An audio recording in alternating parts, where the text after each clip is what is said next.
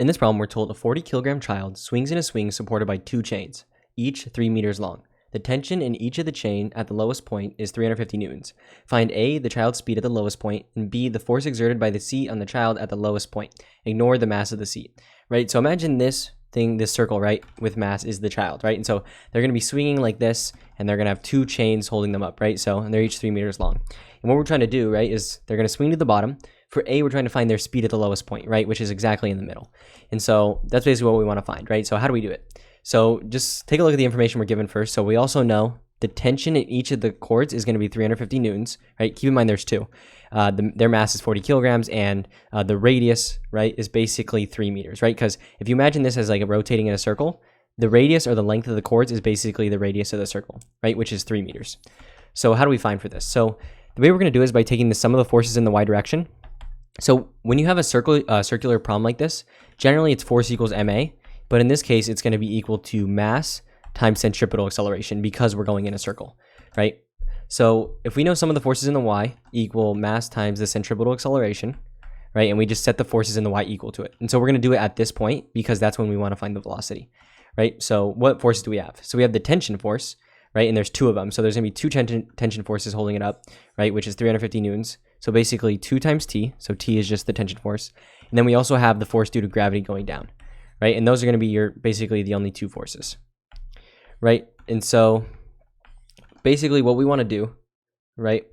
So, right, we want to be able to solve for V, but how do we do it? So basically the centripetal acceleration is the same thing as V squared over R, meaning what we can do is solve for V and plug it in, right? Because we know the tension at the lowest point is 350. So when we plug it in for 350, it's going to be at the lowest point, right? And then velocity, we can solve for it, right? And it's going to be at its lowest point. So basically you have m times V squared over R is equal to 2t minus mg. So what we want to do is just go ahead and solve, right? So multiply both sides by R, then you'll have m times V squared is equal to R times 2t minus mg. Divide both sides by m, right? And then you're going to square root both sides. So you go V equals the square root of R over m times 2t minus mg, right? And since we're plugging the tension at the lowest point, it's going to give us the velocity at the lowest point because all the other variables are constants. So the radius is what? It stays the same. It's going to be 3. So 3 divided by the mass, which is 40, multiplied by 2 times the tension force, right, which is 350. 350 minus the mass, right? The mass is 40 again, times 9.8. So you want to go ahead and plug this in your calculator. So 3 divided by 40, or the square root of 3 divided by 40, times 2 times 350 minus 40 times 9.8. And when you do this, you're going to get 4.806 and so on. So it's basically about 4.8. And then since this is linear velocity, it's meters per second. So basically your answer to A, or the speed at the lowest point, is 4.8 meters per second. So this is your answer to A. Now let's go ahead and do B.